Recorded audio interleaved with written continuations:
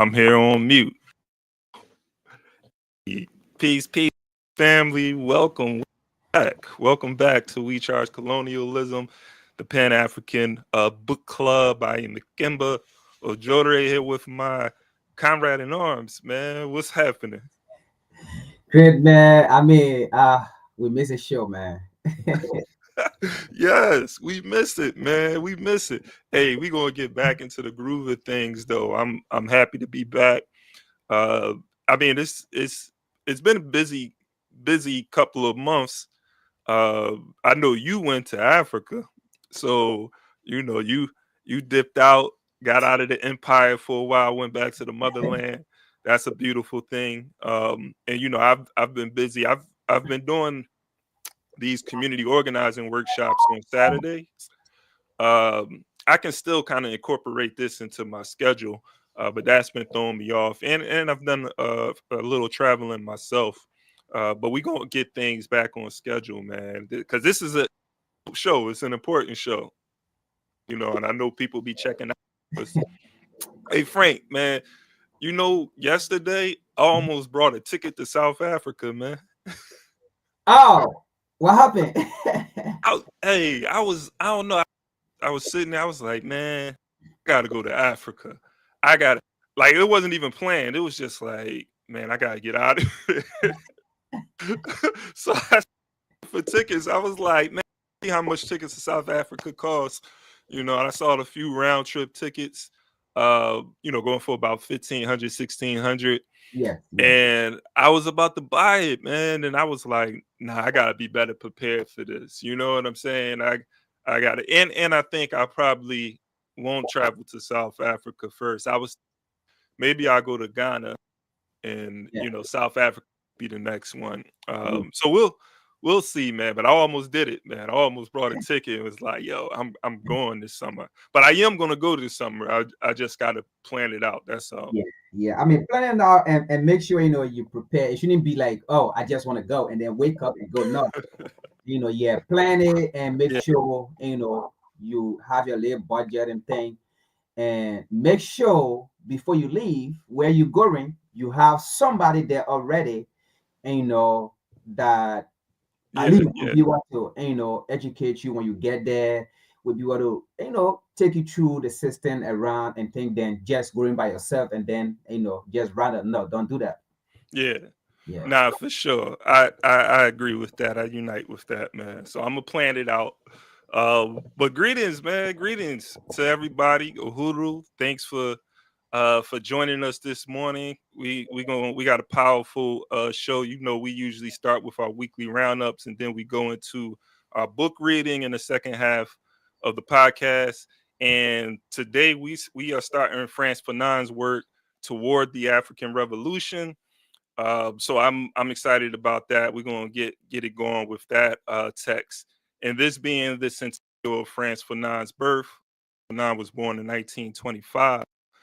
So we 100 years since the birth of one of our great philosophers, Pan-African thinkers, Frantz Fanon. So it's gonna be dope looking at that particular text. But before we get into that, want to encourage everybody to subscribe if you haven't already, and make sure that you like and you share the wealth, because we're going to come with a wealth of knowledge, a wealth of information, and you should share that. And that's important in this struggle too, that we get as many people a part of these discussions as possible, because this is about the African liberation movement that continues as we fight against colonialism. So we're going to jump into our article without wasting any time. One more thing too. I don't want to fail to mention this. We are live, and so today, April 5th, there is a protest going on down in DC. So want to encourage folks to support the protesters or get on the ground. If you're in the area, that's happening today. Just protesting the continued repression and counter insurgency by the U.S. government.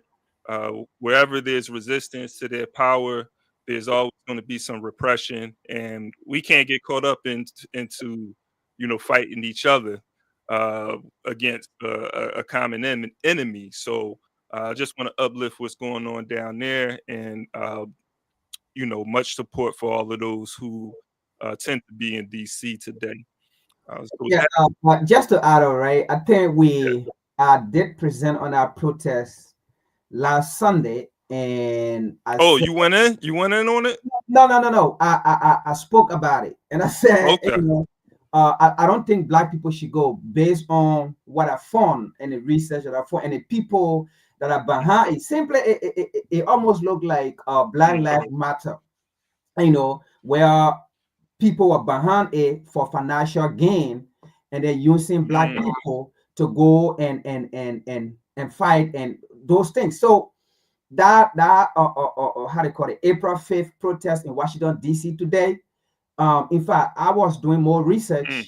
Do you know the bank are involved, like Chase Morgan, West Fargo,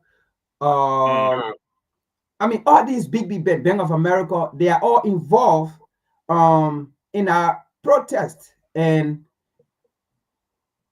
the truth here is the liberal who are behind this protest, not because, right? Not because of Black people. I mean, since when have these people really fight for injustices for Black people in this country? But again, they want to use Trump. And the reason why they are doing that is just because of the policy Trump is taking, and Trump is exposing them, right?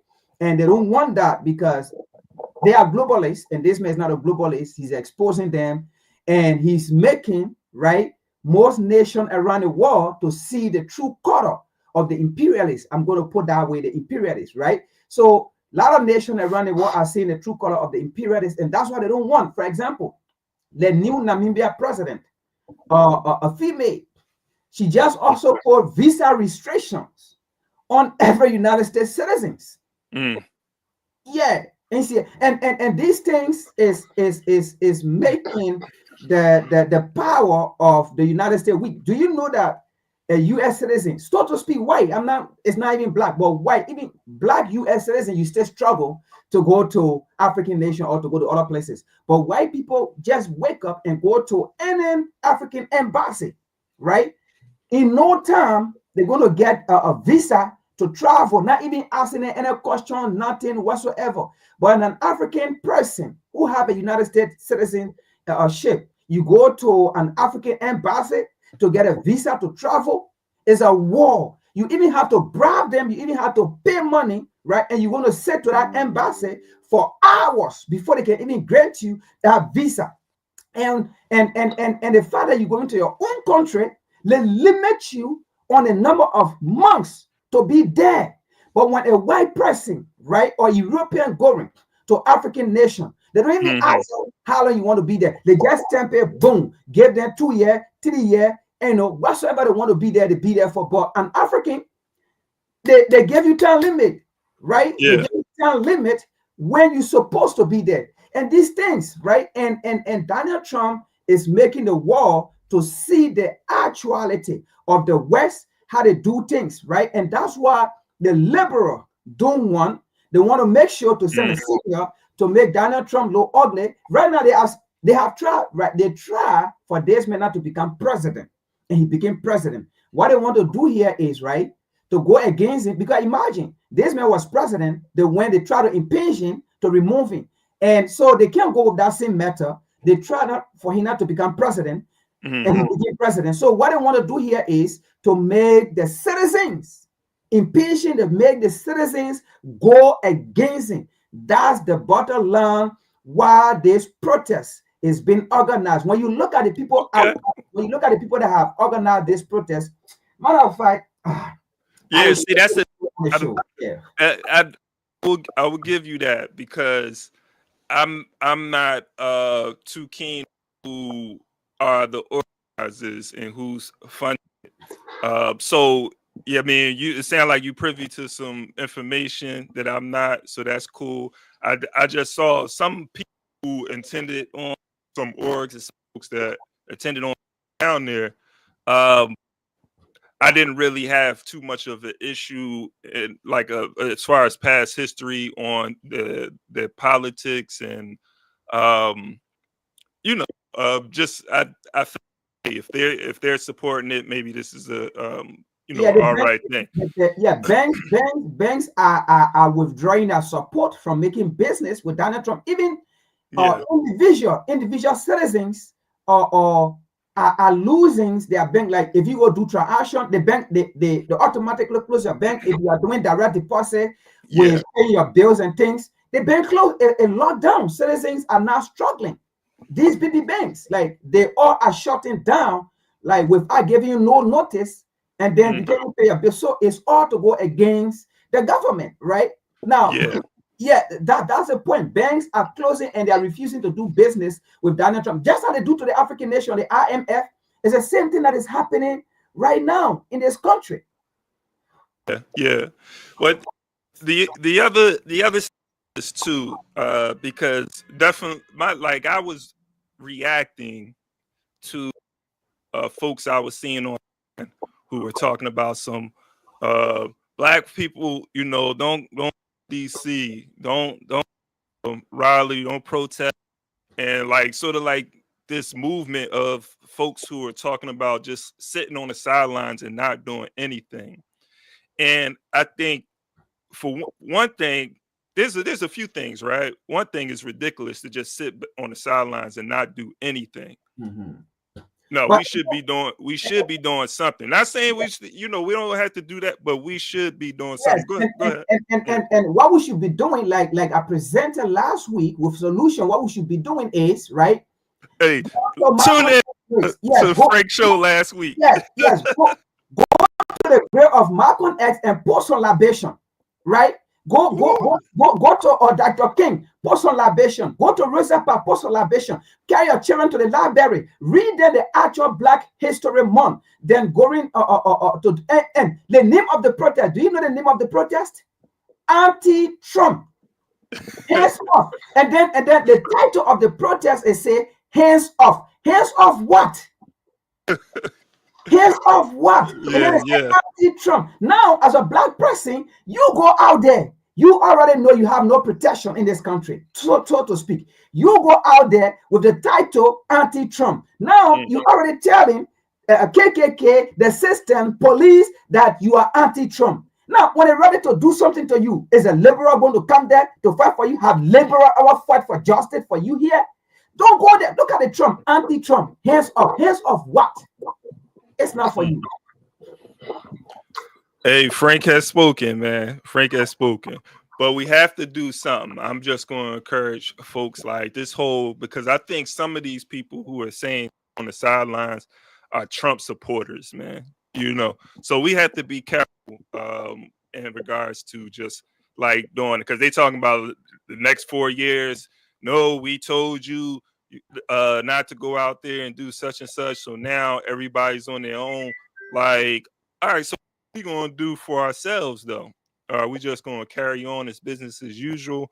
But that comes from this section, I think, of the Black community who really just want to continue to be a part of the American empire. Yeah. And so Black History Month. This is a time that you need to show support for those that actually died for you, those that actually fought for freedom, those that actually march for you. This is the time today that you need to march for them. You need to speak. This is a time today that you need to make a rally in honor of them, that what you march for, and the white did not listen to us. This is why now they are marching. It's their time to go and march. Let them go and march and go and do different things with today. Yeah, and speaking of that, real quick, and then we could pivot to the story. I think is important story too, which is kind of tied into this Trump discussion right now. But speaking to what you're saying in regards to just paying homage and honor before us, I'm teaching a civil rights class this semester, and we're going over like fighters, and I'm like, we're having this discussion, and we're looking at this history, of these these people who, when I say these people, young folk, different generation.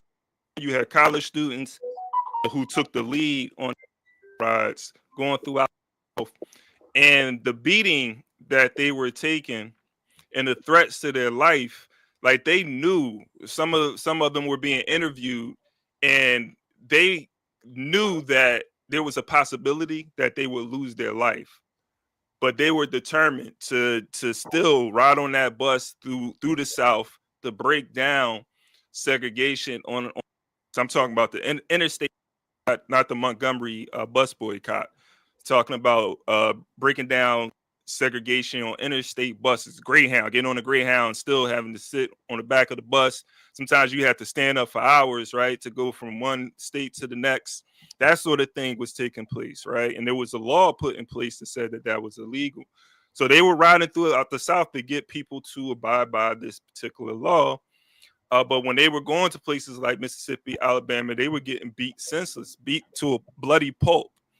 And you had young college students who knew when they went into Alabama that there was a chance that they would lose their life. But they prayed. They said this might be it. So I say all that to say is just like the chances, right, and the sacrifices that our ancestors had took just for us to have some sort of inkling of justice or rights within this empire. We need to do more work into continuing, like, do more work to reach the goals and the objectives of those before us. Even though I may not agree with everything, but liberation, freedom being the objective, we still haven't reached that goal yet. So um, that a digression, but it still was relative to this conversation that we're having right now. But I want to pivot to this news story, which is about Lesotho, right? The country that Trump talked about, who nobody even knows where it is, or has anybody ever heard of this country? Like, and I found that interesting because there's like this history. First of all, Lesotho is a major trade partner, like a business partner, trade partner of the United States of America, and has been for decades. So it's interesting that one of your trade partners, you don't know where that this country exists or where it is. This is how they think of African nations and African. But we'll get into that. I'm gonna share this story. I'm gonna play this little news clip too.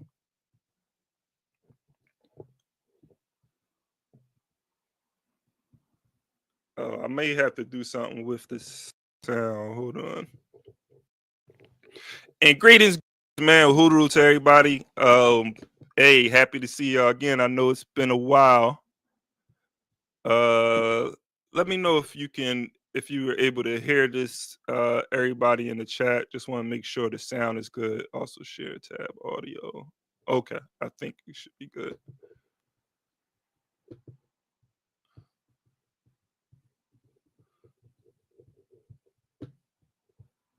If you ever owned a pair of jeans from iconic American brands like Levi's or Wrangler, chances are they were made in Lesotho. The textile industry in Lesotho employs approximately 12,000 individuals and exports around 75% of its products to the United States. However, this situation may change following the 50% tariff imposed by US President Donald Trump on imports from Lesotho. I am anticipating that a lot of factories are at risk of closing down or will close down. If that happens, some of the men and women who work in those factories will be out of work. My business is sustained by those men and women, so I feel that my business is in danger. Trump claims Lesotho has a 99% tariff on American goods, which Lesotho government disputes. Locals worry about job losses and rising export costs. So many of our children and family have been stuck at home and unemployed as it is. So this means this will add to the problem that already exists. We need our government to step in and do something. In reaction to the new tariffs, Lesotho's Trade Minister Mohethi Shelile announced that the country will seek new markets and leverage the African Continental Free Trade Area to boost exports to more favorable destinations within Africa. We are not going to die. We will have to diversify and go to other markets. We have Africa CFTA as a market, South Africa also as a market under the SACU regime. According to the Office of the U.S. Trade Representative, bilateral trade between the U.S. and Lesotho reached $240.1 million in 2024. In addition to clothing, Lesotho also exports diamond and various other products. All right. It's a short article. Move this. So I just want to go through this really quick. Yeah, so by Dominique Wadwere. All right, here we go. Is that big enough on the screen, Frank? Let me see. Well, I guess it's good. All right, so if you ever purchase jeans from well-known American brands such as Levi or Wrangler, it's likely that they were produced in Lesotho, a small nation in Southern Africa. I want to get into this Levi thing. We're not going to have enough time to go deep into it. I just wanted to give a little history of Levi just to show how colonialism, neo-colonialism work. So stay tuned for that. The textile industry is vital to Lesotho's economy, providing jobs for approximately 12,000 individuals and sending around 75% of its product to the United States, right? So they have a trade surplus with the United States. Keep that in mind, a trade surplus. So they are exporting more goods to the United States than they are importing. However, this situation may change following a 50% tariff imposed by U.S. President Donald Trump on imports from Lesotho. Trump claims that Lesotho opposes a 99% tariff on American goods, alternative facts, a figure that the Lesotho government disputes, stating that they are unaware of how the U.S. arrived at that number. Officials did not disclose the actual tariffs on U.S. products during a recent announcement. As a result, workers are anxious about potential job losses, fearing that rising export costs will deter American consumers. Small business owners, Palesa McKay, cautioned that many businesses could shut down, stating if that happens, some of the women and men who work in those factories will be out of work. According to the Office of the U.S. Trade Representative, bilateral trade between the U.S. and Lesotho reached $240.1 million in 2024. In addition, Lesotho also exports diamonds and various other products. The major export products, or the largest export products, the United States, are diamonds and Levi jeans or Levi clothing, right? Coming from Lesotho. So that's automatically a contradiction if you think about it, because Levi is based in San Francisco, California.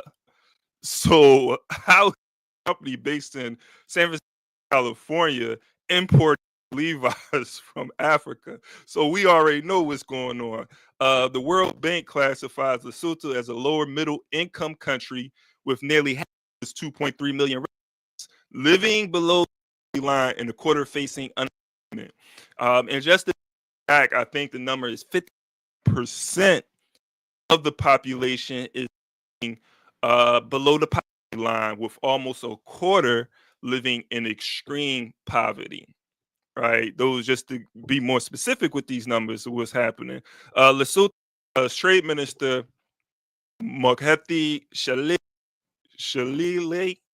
that the country will seek new markets and leverage the African Continental Free Trade Area to boost exports to more favorable destinations within Africa. We are not going to die. We will diversify and explore other markets, he affirmed. Well, first of all, what are you waiting for? You should have been did that. And here we are with an African kingdom. This isn't even one of the 55 countries. So African kingdom with 2.3 million people, surrounded by 55 African nations, are dependent on the United States of America. Frank, I know you want to say something. I'm gonna let you go, and I will get into this Levi contradiction, but what any thoughts, man? You know, To even hear that we are not going to die, it sounds stupid. I'm sorry to say this, right? It sounds stupid. You know, this is the same thing. That's what like dependency on the same colonial or nation, on the same oppressor. This is what happened the day they decide to cut off the break. The day they decide to break, right? To check the break, to hold the break. Now it becomes an issue where you complaining we are not going to die. I mean, you know the reason why, for example, these people economy are booming, right? These people economy are in a stage is in. It is because your resources. It is because you make their money so important, because every trade of your resources, it comes from their money. Your resources come overseas. They buy it or they get it for a little of nothing. Now, are you telling me if you are to do intercontinental trade in Africa, are you telling me you will not get money? Are you telling me you will not get rich? Now, let me not even go far. Look at Burkina Faso. Now, as we speak, Abraham Touare just passed an executive order amending every university student will get 100K CFA, 100K CFA. I don't know how much is that in dollars, because I did not check it to see the equivalent. But again, he said every university student in Burkina Faso will get 100K till you graduate. Now, why is this happening? Because he took the gold mine from the Canadian company. He took the gold mine from the sin oppressor from coming overseas. Now, Burkina Faso is manufacturing her own gold and selling her own gold, all right, in their own currency. Now, it enables Burkina Faso to get more money, right, to support her citizens the way she wants to support her citizens, that she will not depend on any outsider. Look at the Crown Prince of Dubai came to say, we want to build 200 mosques. He said, no, I don't need it. If we want to build it, we can build it. That's not what my people need. My people does not need salvation in order to have a good government. They do not need to pray in order to have a good system, because we have done that for centuries and we did not get good system. I mean, just an example, if you go to Burkina Faso now, they are self-sufficient when it comes to food production. All right. So now Burkina Faso is the one in few years from now will be supplying the African region. All right. The African region. So if you're doing those things, do you think you will depend on the US or UK or Australia or China or whatsoever? You will depend on them? No. We did not depend on these people before the 1600s. Why? Because we did intercontinental trade between ourselves. The white man was never around, and when we never starved for salvation, we never went against anything. We never had bad governance system. The white men were not around. We have a government system that intertwined, all right, with other African kings and queens. We have a system that we trade. We did barter trade within the African continent, where even the white men start coming to Africa, European, getting food, and we're feeding them. So why it is that we can't go back to history and check where the problem came from, but we will say that we will not die. We will not die. Look, let me say this. That's why they don't want us. They don't want to teach history. Our history. Yeah, that we will not die. No, we'll learn. Trump is doing it in the interest of America. I don't care how you feel. For me, look, I don't care what a method or approach these people take against African nation or against any nation. I don't care. They are doing it because it is in their interest. They are doing it because they have studied the future and they know what's going to happen if they don't take approach or they don't take action. This is what's going to happen. What are you doing as an African nation? Are we going to come and sit down here? We will not die. That's a sign of defeat. That's a sign of weakness. That's a sign of slavery. And that's a sign of dependency. We will not die. Go and ask the Burkinabe if they are dying.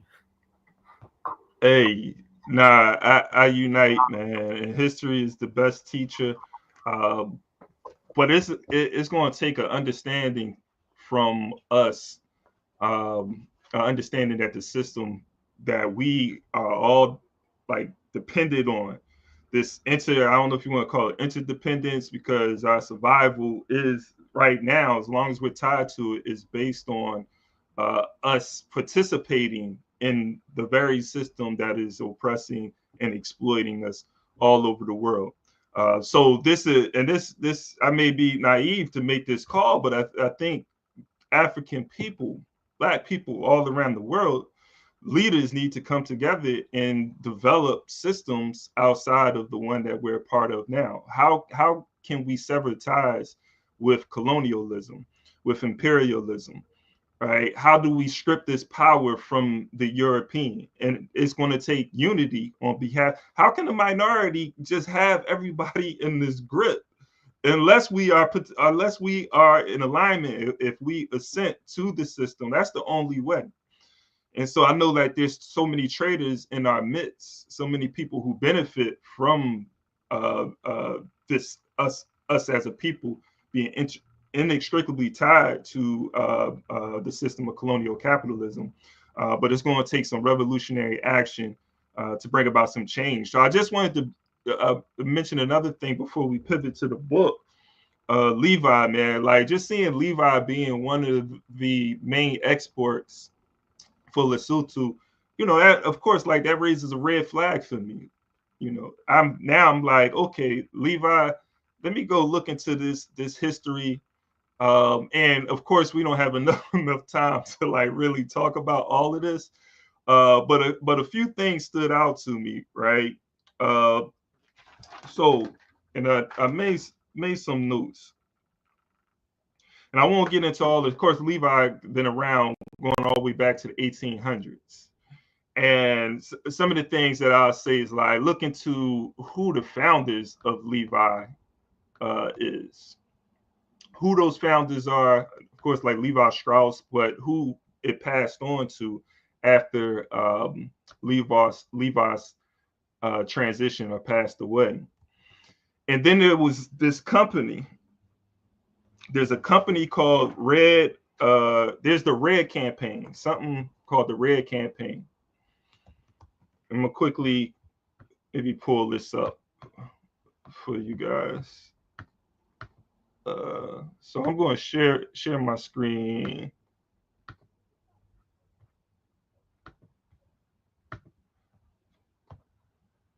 Product Red. So in the video that I mentioned, this country that Trump, actually this is going to take a little time, Frank, because there's something important I want to bring up. So this country that Trump never heard of, I want to pull this video up. I'm only going to play like the first minute or two of this.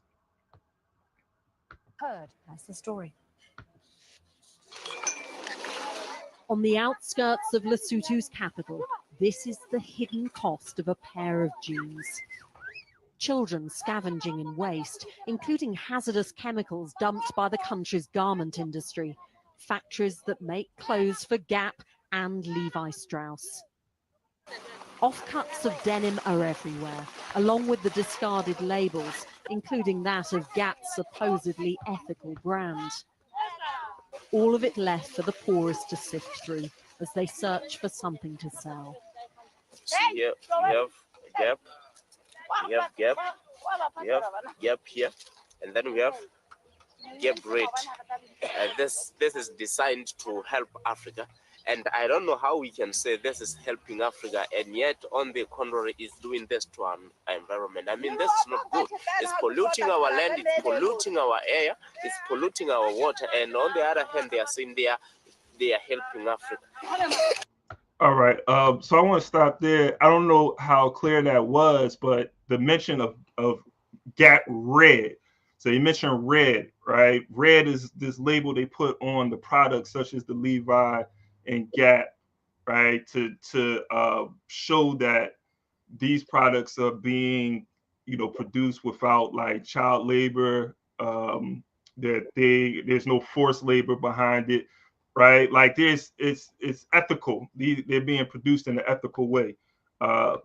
So I just want to pull up Product Red and then just make a few connections. So if that's on the screen, it's a licensed brand by the company Red that seeks to engage in the private sector and raising awareness and funds to eliminate HIV/AIDS in 8 African countries. You can see the countries here. The concept was founded in 2006 by YouTube frontman and activist Bono. And I seen that, I'm like, Bono? I don't know if people are familiar with Bono, but together with Bobby Shriver and of the One Campaign and data and the Global Funds to Fight AIDS. When you look at their business partners, and I'm going to go back to who those founders are, their business partners are people like Apple. I don't know if it's here. Bono guy sound like a French name, like somebody. No, he's Irish, but he's a musician, man. Like this dude he's like a famous musician. But I thought that was interesting. I don't see it here, but some of the partners, of course, like Levi Strauss, Apple, some of the big corporations, the same corporate. Oh, here we go. Yeah, as you can see, like the Coca-Cola Company, Starbucks, Converse Electronic Arts, Primark Head. These are companies that are giving money to Product Red, and for them to fight the problems that are coming about because of the colonial relationship, right? This is what they do. This is the contradiction. It's hypocrisy in our face. But the other interesting thing, man, and I'm gonna wrap it up here just for the sake of time. One Campaign, who's working with Red, partner with Red, and I wanted to look into. I always look into who the founders are. And it becomes even more interesting when you see who some of these founders are and where they are from. Zionists, hint, Zionists, but don't want to start too much trouble early this morning. But Bobby Shriver, who's not necessarily a Zionist, I found this interesting, man. This guy named Bobby Shriver, who's one of the founders, is the child of Kennedy and the Shriver family, which is the political family. And when I looked at the Shriver family, man, goes all the way back to the 1700s. So if you look them up, it says political family for the Shriver, for this guy, Bobby Shriver, political family. I'm like, a political family? That sounds like some sort of monarchy, man, some dynasty. His family goes all the way back to the 1700s, man. His family is a long line of politicians. His ancestor was one of the people who signed the state constitution, man, of Maryland, going all the way back to the 1700s. Served as a senator, was served in the House of Representatives. But these are people who've been around for a long time, just like calling the shots, controlling the politics, controlling the economy. And so he comes from that family, same person that is over in Africa, right? It's a continuation of imperialism, man. Same people, man. But I just found that interesting. I know we got less time, but let me just add 1 minute to the video that you showed, right? Yeah. You saw the dump site there, and you heard a gentleman, speaking about government in power, right? Leadership that are not working for the people, and he's saying, we are suffering or something. I'm just going to paraphrase it. We are suffering or we are dying. Now, did that happen under Donald Trump? No, it did not happen under Donald Trump. It happened on a past government, right? Yeah, that video was 15 years old too. Yeah, so it never happened under Donald Trump.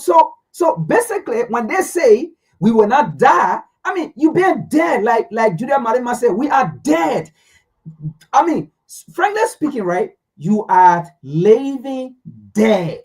That's what it means. Like, you have no opportunity. You have nothing. So if Donald Trump is trying to expose the West, right? For example, it was Donald Trump that exposed the USAID, that the USAID, is a funnel of terrorism, is a funnel of Boko Haram, is a funnel of Al-Qaeda, is a funnel of terrorists, is a funnel of the Arab Spring that even destroyed Gaddafi. The liberal was there, knew these things. Donald Trump came and exposed them. And this is another reason they want to remove this man, right? Saying that they want to do protest today, and then the name of the protest is hands off. So we need to look at these things, and like you are saying, all these organizations and things, they are all part of the system, working for the system, and the system is funding them, the system giving them finances to go and lie to the African nation or to these nations that they colonize, they continue to oppress and get their resources and things. So I think this is a time that instead of us looking at Donald Trump, no, Donald Trump may have his part, but let us look at the positive side that we can be able to learn. It's not every time we're going to be depending on these people. Look, we cannot get freedom from the oppressor through collaboration, right? Through democracy, through, I mean, how are you going to get freedom from the same people you gain your freedom from? Hey, that's the mic drop right there. So let's pivot to the book, man. Frantz Fanon talks about what we talking about, though. It all ties, man, when it comes to colonialism. That's what we're fighting against, man. We can't see it no other way. We can't see it no other way, man. I do not want to. I'm all about building a better existence. That's my acronym. Nobody steal that, please. That's about to be the movement right there. But that's what I'm all about, and we can't do that continuing to do things. It can't be business as usual. Tomorrow, that's for any of us. Like, we have to find a way to bring about some revolutionary change. How are we all playing our part, to bring that about? But Frantz Fanon, man, who wrote this book, it's a series of articles that was written. It was published in 1964, but it was compiled in this book, Toward the African Revolution. We're going to look at chapter 1 today, just to give an overview of chapter 1, because I'm not going to start from page 1. I'm actually going to start on page 10 for all of those who want to follow along. And the text, the link to the text is in the description for anyone who want to follow. But I'm going to put it in the chat for you.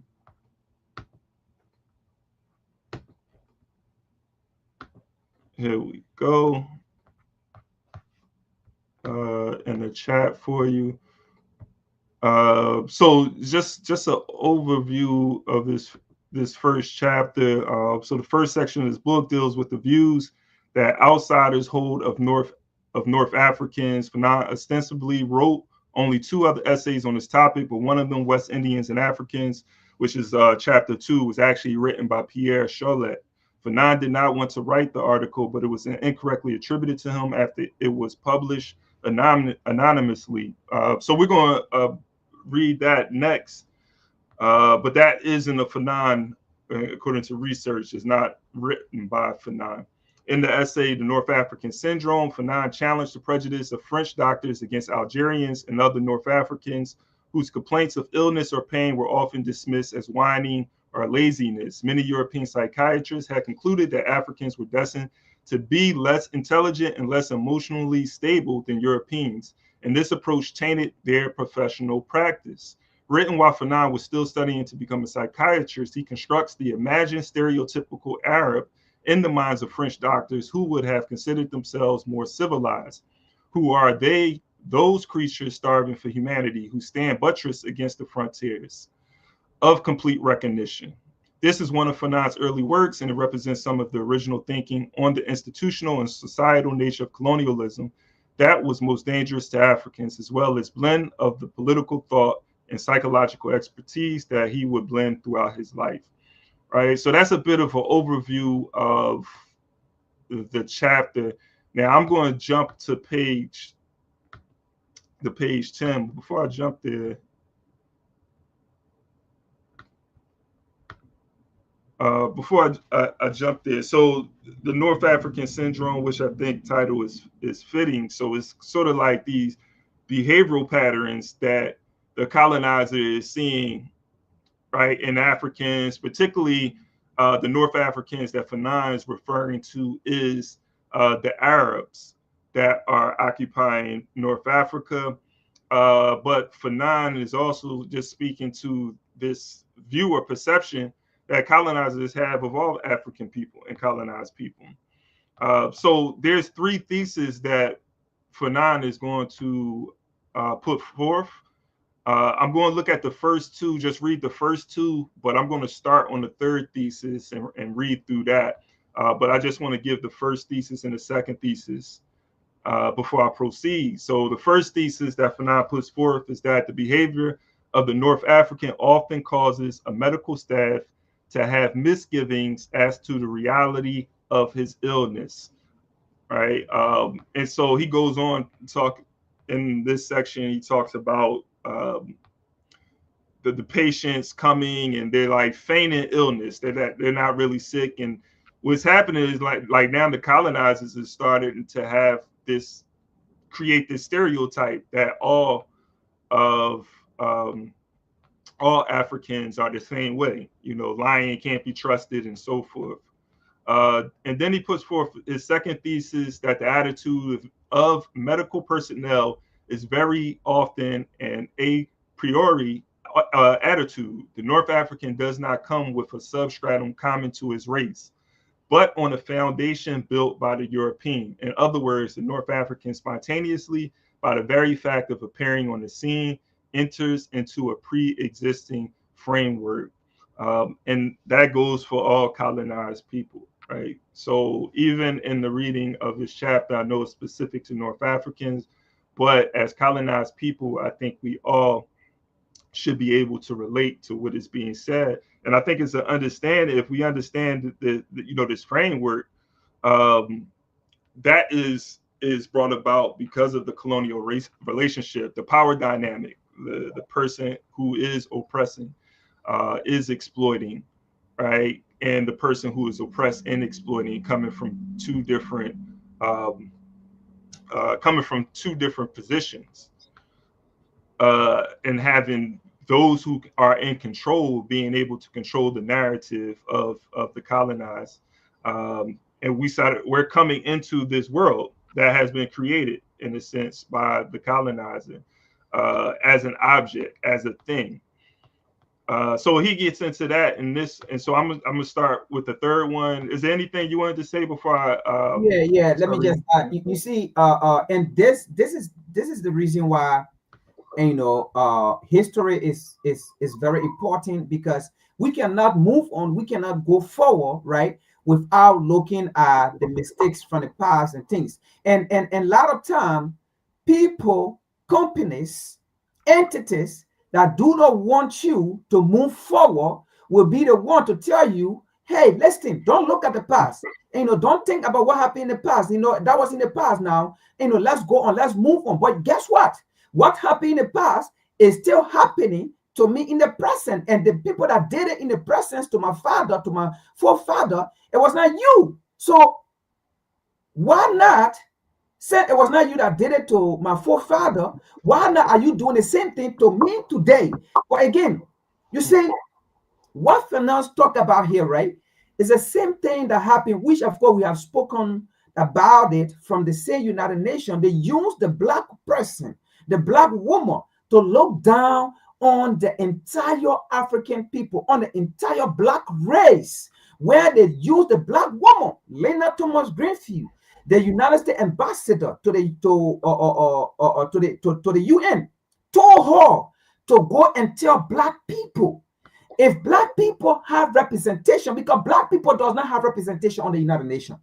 They told her, as a black woman representing, right, the white race, being a bourgeoisie, go and tell the black race, if the black race have a seat in the United Nations, the United Nations will be dysfunctional. And that is what exactly Fanon is talking about here.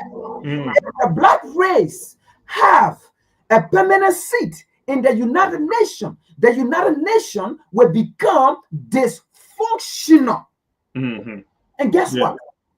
They are using, and look, these people know how to play on a black man mind. They know how to play on a black race. Now, they are using the same tactics right now in Africa. You know what they did?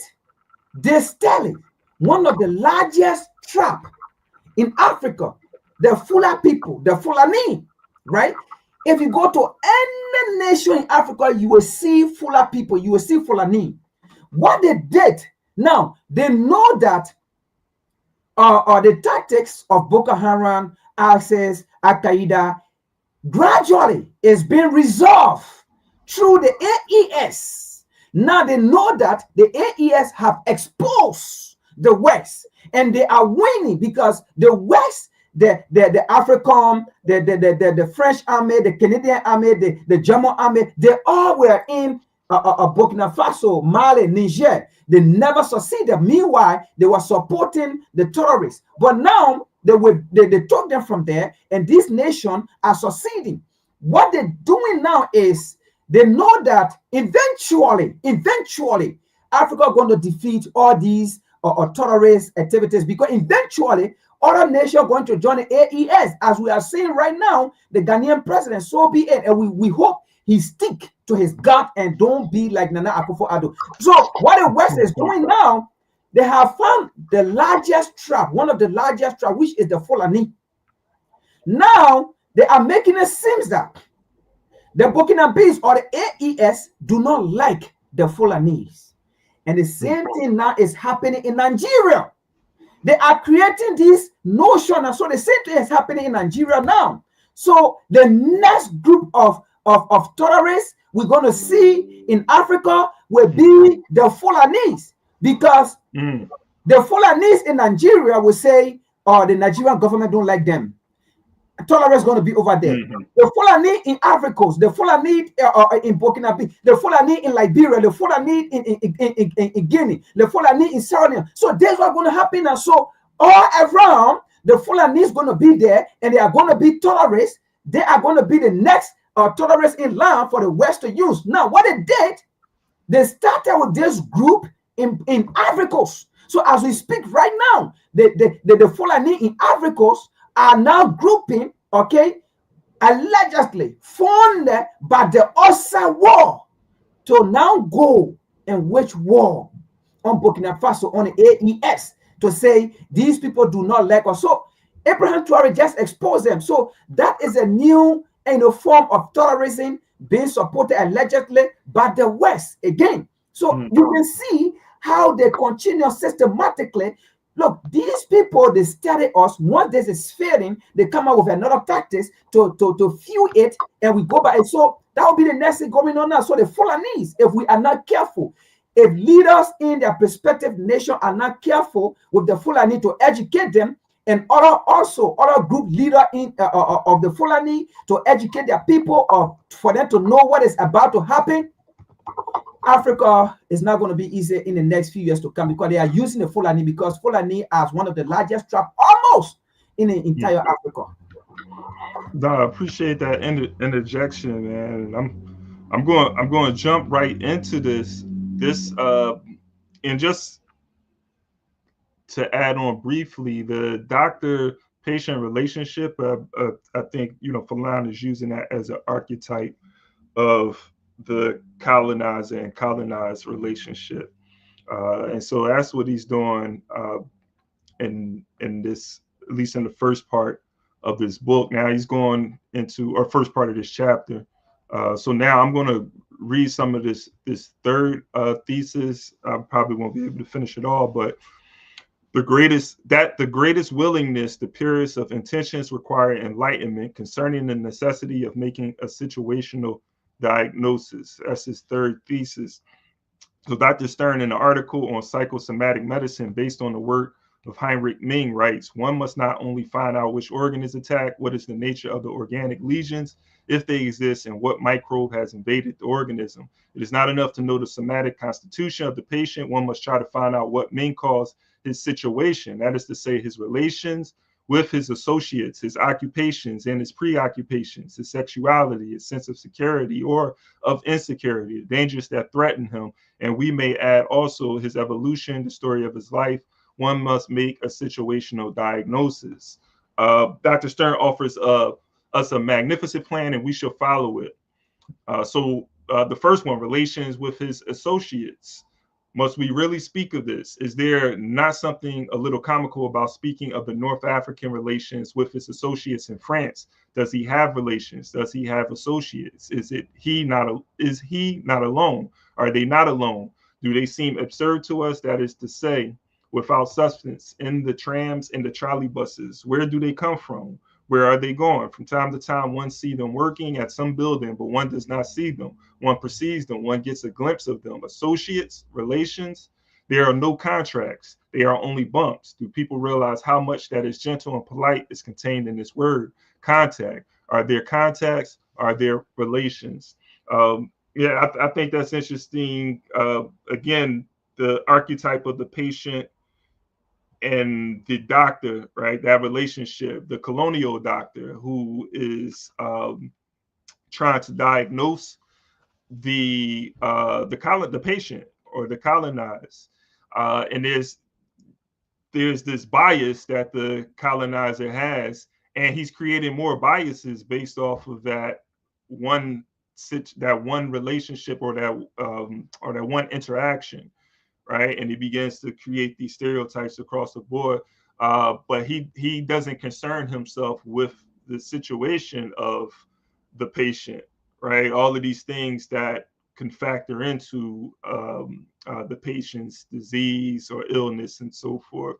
And so again, like Fanon, but that's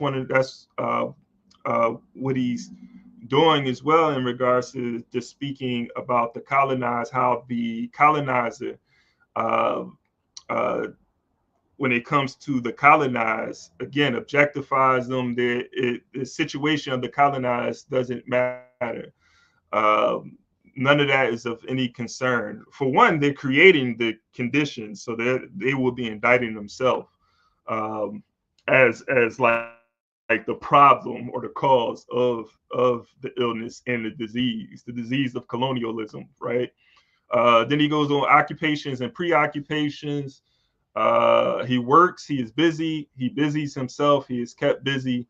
His preoccupations. I think the word does not exist in his language. What will he concern himself with? In France, we say, il se préoccupe des travaux du travail. He concerns himself with looking for work. In North Africa, he busies himself looking for work. Excuse me, madame, but in your opinion, what are the preoccupations of a North African? Number 3, sexuality. Yes, I know what you mean. It consists of rape. In order to show to what extent a scandalizing study can be prejudicial to the authentic unveiling of a phenomenon, I should like to reproduce a few lines from a doctoral thesis in medicine presented in Lyon in 1951 by Dr. Leon Mugnieri. In the region of Saint Etienne, 8 out of 10 have married prostitutes. Most of the others have accidental and short-time mistresses, sometimes on a marital basis. Often they put up one or several prostitutes for a few days and bring their friends into them.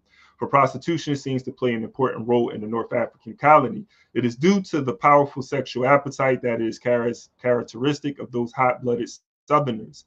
Further on, it can be shown by many examples that attempts made to house North Africans decently have repeatedly failed. They are mostly young men, 25 to 35, with great sexual needs, whom the bonds of a mixed marriage can only temporarily stabilize, and for whom homosexuality is a disastrous inclination.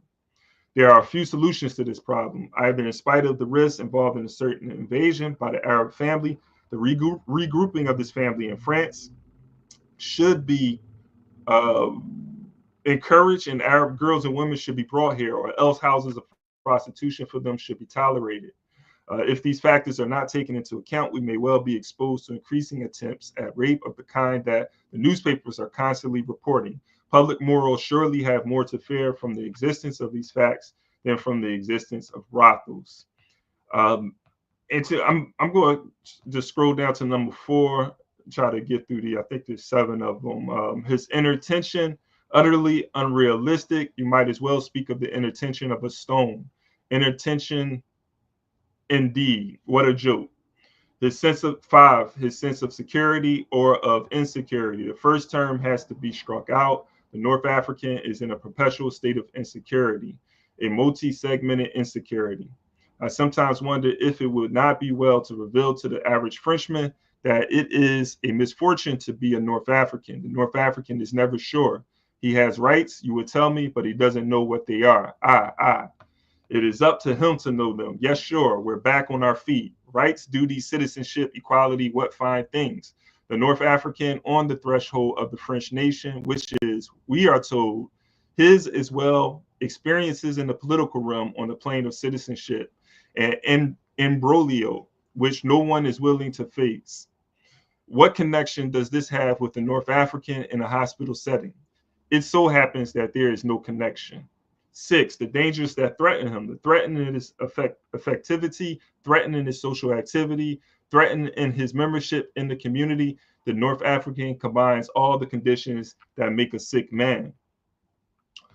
Without a family, without love, without human relations, without communion with the group, the first encounter with himself will occur in a neurotic mode, in a pathological mode. He will feel himself empty without life, in a bodily struggle with death, a death on this side of death, a death in life. And what is more pathetic than this man with robust muscles who tell us in his truly broken voice, Doctor, I'm going to die. 7, I think this is the last one. 7, his evolution and the story of his life. It would be better to say the history of his death, a deadly death. A death in the tram, a death in the doctor's office, a death with the prostitutes, a death on the job site, a death at the movies, a multiple death in the newspapers, a death in the fear of all decent folk of going out after midnight, a death, yes, a death. All this is very fine, we should be told, but what solutions do you propose? As you know, they are vague, amorphous, you constantly have to be on their backs. You've got to push them out of the hospital. If you were to listen to them, you would prolong their convalescence indefinitely. They can't express themselves, and they are liars, and also they are thieves, and also the Arab is a thief. All Arabs are thieves. It's a do-nothing race, dirty, disgusting. Nothing you could do about them. Nothing you can get out of them.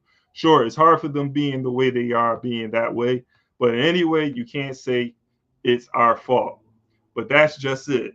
It is our fault. It so happens that the fault is your fault. Men come and go along a corridor you have built for them, where you have provided no bench on which they can rest, where you have crystallized a lot of scarecrows that viciously smack them in the face and hurt their cheeks, their chest, their hearts, where they find no room, where you leave them no room, where there's absolutely no room for them, and you dare tell me it doesn't concern you.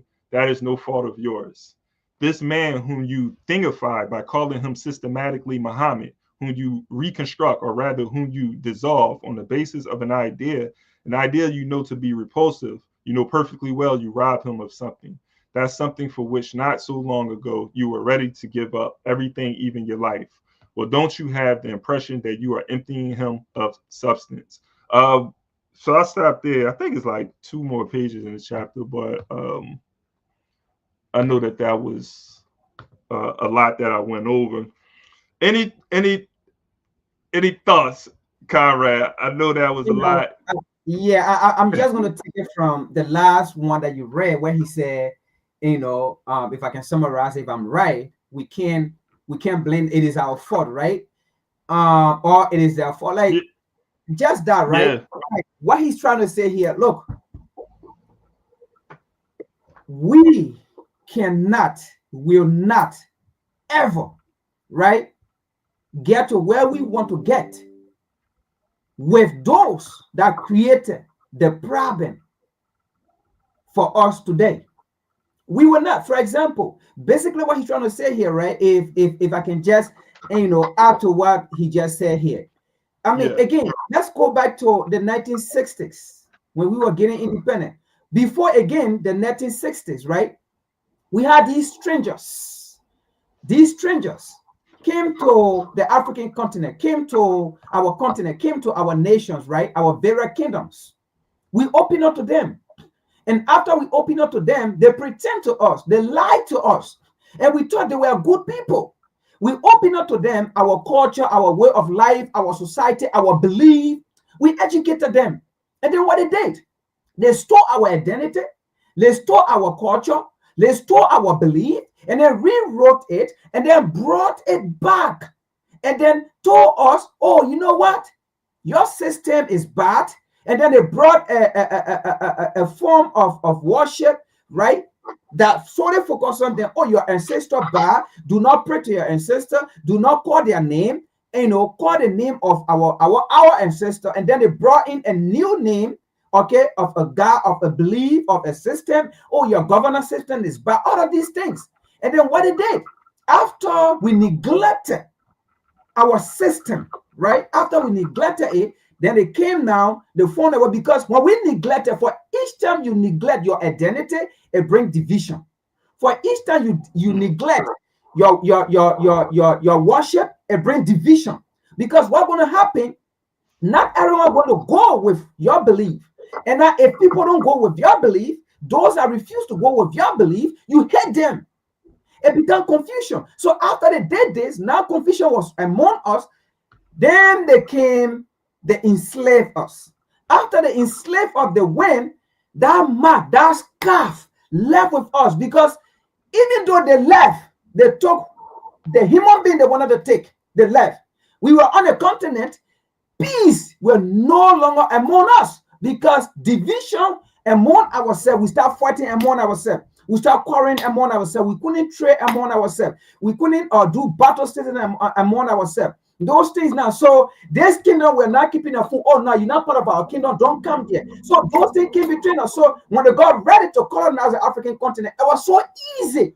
And then they came back because the division was already there. Came and created that same division, right? Now, they colonized us. Today, we are into it. So what Fanon is saying, people that came cause division, enslave you. People that came cause division, colonize you, and then you are getting your independence into the system, prior to the system. And then the same people that enslave you, colonize you, right? And then you get your independence from them. The same people came systematically, directly or indirectly, kill your independent leader that fought for Africa, that wanted to see you free, kill them systematically, and up to today, they are still killing them. Fanon is saying, can we say we are the problem? Will we continue to blame them? Can we see where the problem coming from? Can we see that they are the problem to our situation? Can we? What are we still believing in them? Why are we still going to them, asking them for equality, asking them for a better governmentship? Like, why couldn't they work with Nkrumah? Nkrumah have a better way of governing. Why couldn't they work with Nkrumah? Why couldn't they work with Patrice Lumumba? Why couldn't they work with Thomas Sankara? Why couldn't they work with Gaddafi? Now, currently, why can't they work with Abraham Traoré? Currently, why can't they work with Abraham Traoré? Why are they against him? Why have they created so many assassination attempts? Even 2 weeks ago, there was another assassination attempt through the Fulanese that I was talking about. Yeah. So, Fanon is saying, why can't we come to our senses? Why can't we also put the blame on ourselves? Because if we put the blame on ourselves, we will now try to see where we are going wrong. Then we always pointing fingers, even though we know pointing finger at those people, they will continue to do what they are doing. Let us go back to the table and blame ourselves, and then we will see where the fault is coming from, and then we will find a common solution. Then trying to find solution for those same people that put us in a situation today.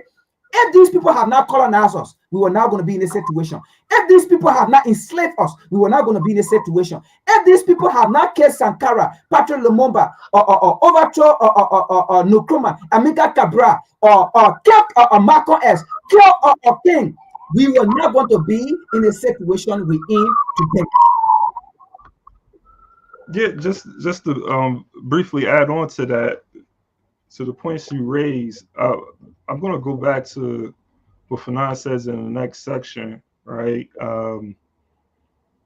Because I think this is part of the problem. Everything you're saying, when we look at those who are in our midst who actually are a hindrance to the liberation movement, right? Who are a hindrance to our advancement. A lot of that has to do with education, but it doesn't just come from leadership. The leadership comes out of the masses as well. I think like that's something that we don't discuss enough in regards to these people aren't just dropping from the sky. They're receiving the same education and indoctrination that we all are receiving, and they're coming out of the masses. Now, granted, like some of them, we are at a stage where some of them are not even tied to our community. So yeah, some of them are dropping from the sky nowadays. But I think this is an important point Fanon makes. He says, why don't they stay where they belong? Referring to the colonized, who it's in the what do you call it, in the satellite country, right? So in France in particular, in this situation, why don't they stay where they belong? Sure, that's easy enough to say. Why don't they stay where they belong? The trouble is they have been told they were French, right? You tell them that they're French, you brainwash them and tell them to get away from Africa. You're not African, or not that you're not African, but that everything about Africa and Africans are backwards. And so on that basis, you try to distance yourself from everything that's African, your own identity, your own culture. They learn it in school, in the street, in the barracks, where they were given shoes to wear on their feet. On the battlefields, they have had France squeeze into them wherever in their bodies and in their souls there was room for something apparently great. Now they are told in no uncertain terms that they are in our country, that if they don't like it, all they have to do is go back to their kasbah. For here too, there is a problem. Whatever vicissitudes he may can't come up against in France, so some people claim the North African will be happier at home. It has been found in England that children who were magnificently fed, each having 2 nurses entirely at his service, but living away from the family circle, showed the morbidity twice as pronounced as children who were less well fed but who lived with their parents. Without going so far, think of all those who lead a life without a future in their own country and who refuse fine positions abroad. What is the good of a fine position if it does not culminate in a family and something that can be called home? Psychoanalytical science considers expatriation to be a morbid phenomenon in which it is perfectly right. These considerations allow us to conclude the North African will never be happier in Europe than at home, for he's asked to live without the very substance of his effectivity. Cut off from his origins and cut off from his ends, he is a thing tossed into the great sound of fury, bowed beneath the law of inertia. And 2, there is something manifestly and abjectly disingenuous in the above statement. If the standard of living made available to the North African in France is higher than the one he was accustomed to at home, this means that there is still a good deal to be done in his country, in that other part of France, that there are houses to be built, schools to be opened, roads to be laid out, slums to be torn down, cities to be made to spring from the earth, men and women, children and children to be adorned with smiles. When I read this, what automatically came to mind was that contradiction of how we leave our communities and don't build our communities up. We try to go to communities that has already been built up, right? That we feel like the environment is safer, the schools are better. We go to communities that already are built up. We are not taking the onus of building, that burden of building it's not even a burden, it's obligation really, because if this is where you're from, it's your obligation to build it up, right? So that when I read that was the contradiction that it came to mind. It's like, yeah, there's great opportunity if I go to France, Britain, the United States of America, right? There's great opportunity. But what about the opportunity? There's plenty of opportunity, and because of the needs, because of the what is lacking where I'm at, right? But I guess at the same time, you need resources. But then that goes back to collectivity, pulling resources together, being able to use your genius to do that. And there's a lot to it that we, don't have time, but I'll give you the last word.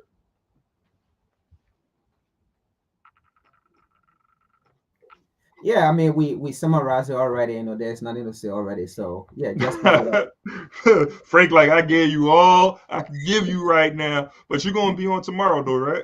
Yeah. I'm gonna be on tomorrow. All right. Tomorrow, we're gonna be talking about one topic. It's something that I didn't want to talk about it, but I have to because of their approach to that they are taking. So it's about Bishop I think Nathaniel, one of the Black Israelite, the IURC, I think something like that. So they were in Kenya, and they were teaching the African in Kenya that, listen, we are the true Israelites. You are the Israelites. And, you are God's chosen people. You are from the tribe of Judah, and those things. But we have the colonial mindset, right? What they always like to frame themselves like each time they're doing these things for safety, for their own safety as well.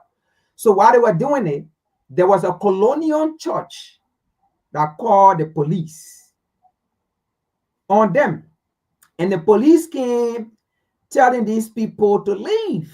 Imagine. And the police put tear gas on them, running behind them. It was a chaos.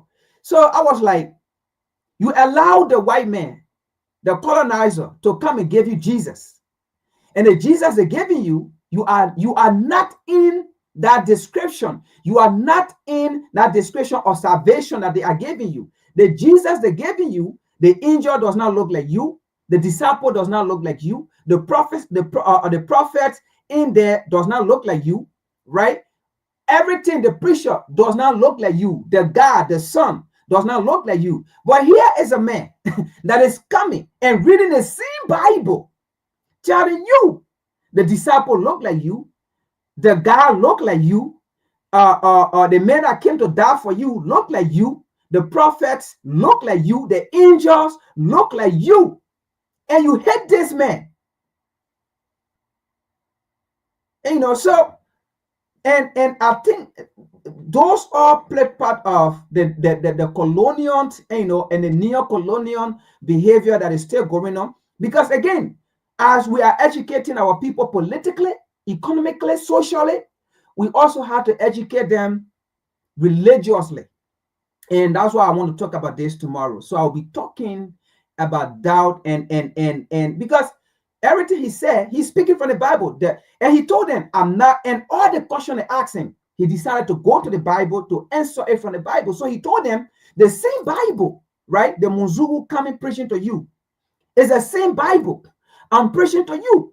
So what are they reading that you find it easy to understand? And what am I reading that you find it hard to understand? Because I'm reading from the same Bible, I'm quoting from the same Bible, they bring it to you. And so I'm going to be talking about that tomorrow. You muted. I was saying that Nakfa might be on tomorrow with you to have that conversation. It looked like he's interested, man. But definitely, tap into that tomorrow. Appreciate everybody for joining us this morning. I know it's been a long time coming, but we are back, man. We're gonna be back next week, right? You good for next week? All right. Yeah. So we see y'all next Saturday. We're going to continue with chapter 2. If you want to read ahead of this text, man. And again, thanks for joining us. Until next time, man. Quick. Let me just respond to Nakfa. He said, but the Bible was an African story, though, my brother. No, trust me. I know that, and that is why, right? We also have to tap into it, because again, we should know that this channel is a revolutionary channel. So we also go into so that's why if you've been paying key attention, sometimes I go into the Bible when I'm discussing here. I know exactly, like my brother, It's true. We know the Bible is an African story. So if earlier you did catch what I said, right? I said something like, these was the same people that came on the African continent. We showed them our way of life, our belief system, right? And then they took it and then they rewrote it and then they brought it back to us. So in that, you can know, I already know what I'm talking about. Exactly. The Bible, first of all, it was never called the Bible before the 1600. It was called different name. It was around the 1600 before it became the Bible. And the reason why it became the Bible, because it was a collection of Africans' belief, collection of African thoughts, collection of African way of life and things that they put together. And that's how it became the Bible. And that's what tomorrow, right? We're going to talk about some of these things. And what I'm going to bring you exactly is just going to be about the same Bible that this man going to be reading. So my brother, we know that Bible, that story is about African. It relates to us. It's for us. But again, it was manipulated by the same colonizer. All right. They are not in a Bible. There is no word in the Bible that says salvation is for them. There's no word in the Bible that says salvation is for them, because the law, statute, and commandment was never given to them. It was given to a group of people. And that is why when you read the Bible, there is nowhere that say this man came and died for the war. And the only area that they can tell you, oh, John 3:16. But again, they're going to pass by scriptures. Before getting to John 3:16, there is John 3 verse 1, verse 2, verse 3, verse 4, verse 5, verse 6, all the way to verse 16. Why did you pass over all those chapters and then go to John 3:16? There's nowhere in the Bible that which says Jesus Christ came and died for the war. No. Even Matthew 15:24, it says he came and died for the Israelites. He did not say he came and died for the war. Okay, so we know all these things. It is African stories. But again, the Gentile want to be part of that story, but there's no way they can be part. And this is an awakening time, and we're going to make sure, right, we go in every aspect to get to our people. Yeah, that is you going on at 1 o'clock, right? Yeah. Yeah. All right. But Frank is going to be going on for like 3 or 4 hours, so you'll be good, man. After your space, he should still be going on. So try to tap in if you can, man. But again, everybody, appreciate y'all for joining us this morning, being a part of this discussion, and the both of us will be together next Saturday to continue this book reading. So until next time, Uhuru, peace. What we have to do is see the complexity of this problem. The white power structure, because that's all we have in America. And the white power structure today is just as much interested in perpetuating slavery as the white power structure was 100 years ago. Only now they use modern methods of doing so.